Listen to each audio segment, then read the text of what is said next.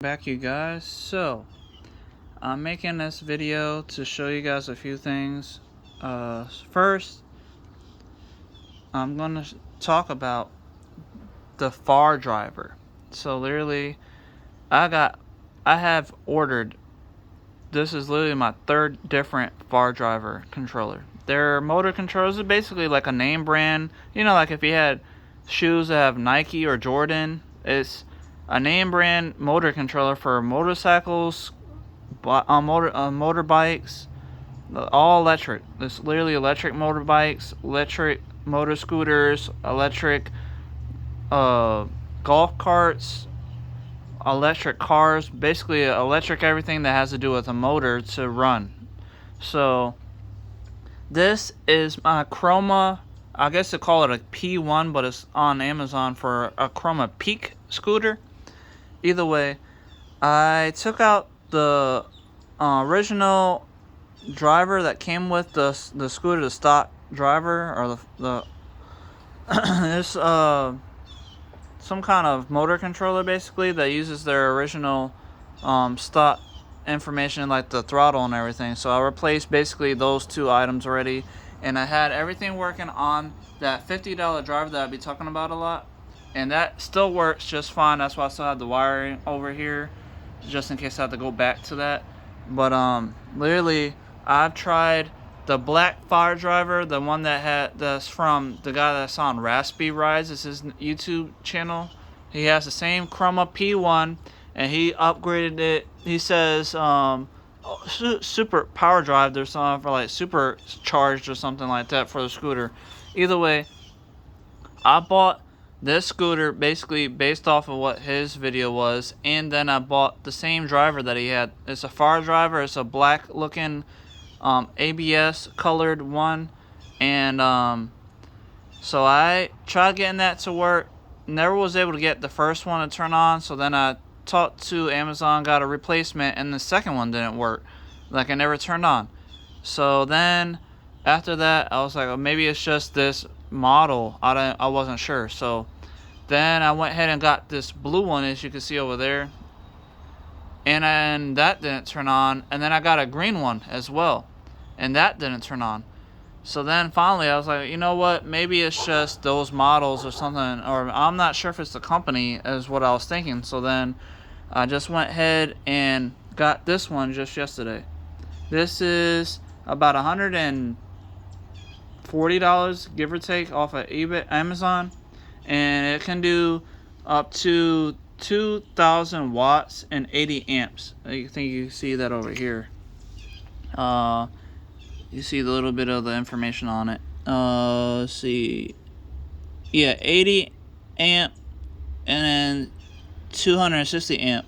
So I think that will be 80 amps for the phase wires, and then 260 amps out to the motor. So either way, with that being said, I wired everything properly, and I'm going to show you that I know that it is working just fine. And I got my other phone. I got two Android phones. So these are Samsung Galaxy Note phones. Right now I'm making this video with a Samsung Galaxy Note 10 Plus.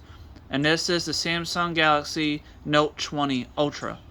You can see that it works just fine, and I can unlock the screen with my finger here. And I have both of them set up with the fardriver app. So I'm going to show you that right here. Let's go over, where is it at? Hold on. fardriver. There it goes, right here. fardriver. So if I click on it, you can see that it's going to show the information. And then it uses Bluetooth. And that's the thing. This one supposedly should have a line. It's supposed to be yellow wires that does self-teaching. So literally you're supposed to plug those lines in, but it didn't, and I never found it, and I don't think it actually has it, because it actually has a Bluetooth dongle connection here. As you can see, I already had the Bluetooth dongle because all the other fardrivers that never worked, so I already have a Bluetooth dongle. So it was okay that it didn't come with it, but they lied. The seller lied and said that it should have auto learning where you plug it in. That's why the reason why I bought it is because that $50 driver does have that. It has two white wires. You click them together They have white wiring with black connections for the actual connection part. So you plug those in, then it does the self-teaching auto learning where it goes forward to in the motor, and then it stops and then goes in reverse and then forward again, and that's how it does the self-teaching. So that's why I bought this one, because it was supposed to do that. And I have some yellow wires right here. This one yellow and white wire, but that's for the three speed switch basically.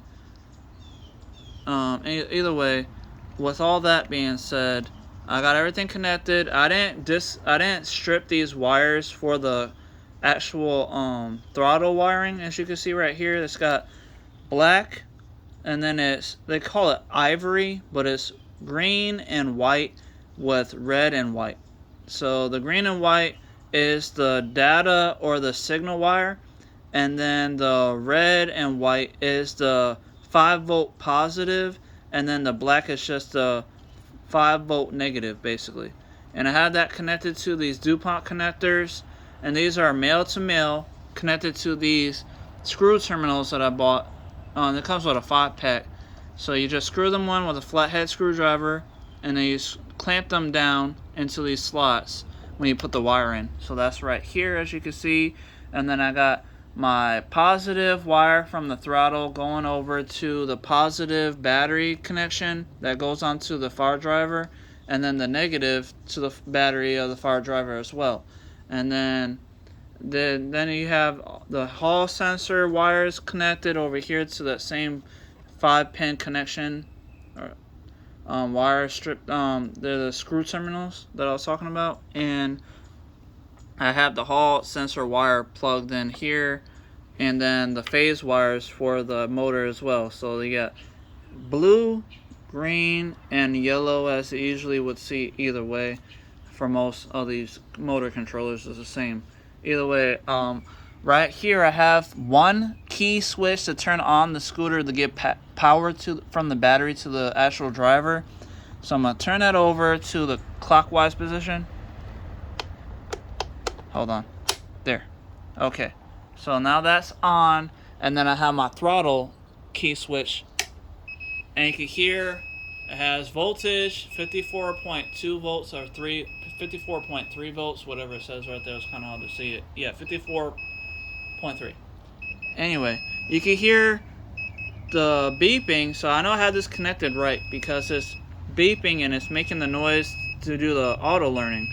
So right here, so right now I have my Bluetooth on. You can see that right here. The Bluetooth is on. I'll just get two Bluetooth so you can see it. So it's on, and if I go scroll down, you can see it says it right there. 1QUFOC. It has all the information. So that shows that the Bluetooth is working. You can see the little Bluetooth light on the dongle is flashing. It's red. And if I go to it says Bluetooth permissions, please set to discovery pair, blah blah blah. So I said okay, and you saw on this phone that the Bluetooth already shows on there. So now if I go to Bluetooth right here and hit scan, I'm scanning. I already did the whole setup for my email and everything. So it should already pop up, and it's not showing it. You can see right here it's trying to scan for it, even though the phone can see it. It's just the app isn't working for some reason. It's freaking ridiculous. So if I go to more, it says please bound controller. Okay, so I can't do it. Update says same thing.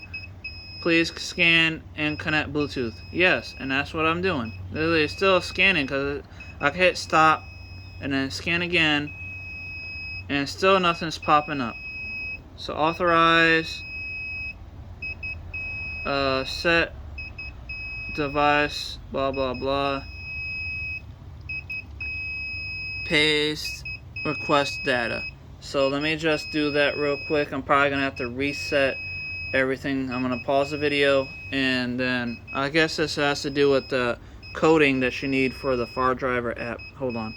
Alright guys, I shut off the throttle, so there's no power going to the fard driver at the moment, so I'm going to start over, so you're going to have to just see part 2, because I'm having a hard time trying to set this registration stuff going on with this phone. I mean, I registered it with the phone that I'm using right now, but even though I did that earlier, like yesterday, I got the code for the registration to actually put the registration code or whatever it's called, and then it worked, but then it turned on to the fard drive because I was in my room at the time when I was doing that, and literally it should have worked on the phone with me just turning on the system with the fard driver app with already registered. So like, I don't know what's going on. Either way, I'm just gonna keep trying and see what I can do. Nah, I know for sure that this thing is beeping like it should. Hopefully I can get this thing to run. Either way, see you guys next time. Goodbye.